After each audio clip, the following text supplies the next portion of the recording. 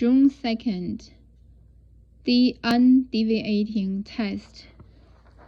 For with what judgment ye judge, ye shall be judged, and with what measure ye mete, it shall be measured to you again. Matthew chapter 7, verses 2. This statement is not a haphazard guess. It is an eternal law of God.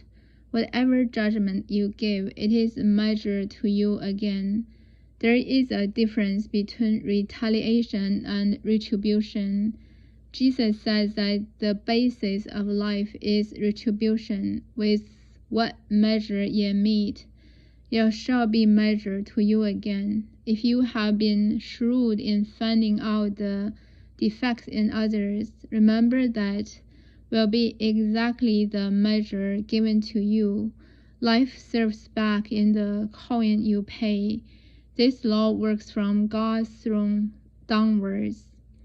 Romans chapter 2 applies it in a still more definite way and says that the one who criticizes another is guilty of the very same thing. God looks not only at the act, he looks at the possibility. We do not believe the statements of the Bible to begin with. For instance, do we believe this statement that the things we criticize in others, we are guilty of ourselves? The reason we see hypocrisy and fraud and unreality in others is because they are all in our own hearts. The great characteristic of a saint is humility. Yes, all those things and other evils would have been manifested in me, but for the grace of God. Therefore, I have no right to judge. Jesus says, "Judge not, that ye be not judged. If you do judge, it will be measured to you exactly as you have judged."